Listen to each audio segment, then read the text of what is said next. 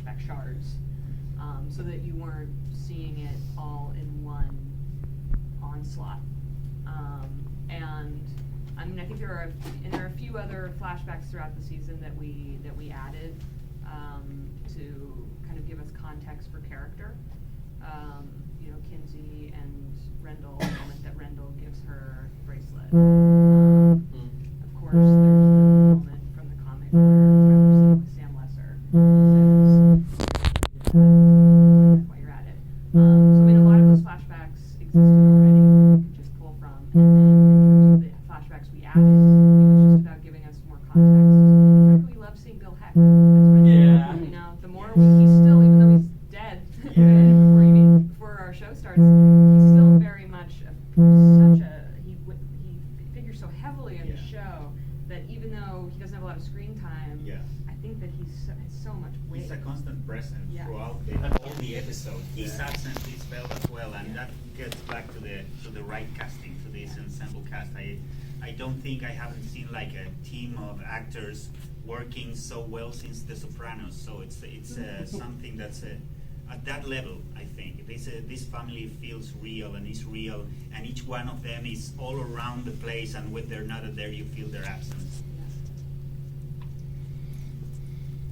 We have a couple questions from VC that I'm gonna relate to you guys. The first is, are there any specific comic book pages or panels that you, Joe and Gabriel, would have loved to implement into the series that didn't make it for any logistical or narrative reason?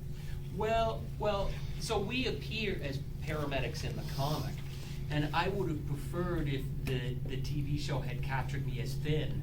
Because in the comic, you know, Gabe managed to capture my true svelte form, and on TV, you know, it kind of like, I don't know if they used a wide lens or what they did, but it sort of puffed me up in a way I don't quite understand. So. Yeah, but beyond that, no, I don't. I mean, I thought that the inner worlds that we get for the kids was beautifully depicted for TV and works in the medium of TV in a way, you know, which we touched on earlier. You know, in the comic, it's like looking into an aquarium, which works great on the comic book page and is funny. You know, it's like it's almost like a comic book sight gag. You know, but you can't kind of play that same thing. So the question is how to make that sort of portal magic work and be vivid on the screen, which I thought they did. Yeah, and for me, rather than watching specific things of the comic on screen, what has been like really interesting as a creator to see is how they actually have been like exploring things that we weren't able to do in the comics, as I mentioned before. For me, one of the things that was like fascinating in watching the season was to have the chance to explore the character of Nina Locke in ways that we weren't able to do in the comics. We knew that she was going to be a very important character and has really like significant moments throughout the story, but we knew from the get-go that we would never be able to give her space to develop more rather than in these key scenes throughout the stories, because we already have a lot to deal with the kids' story.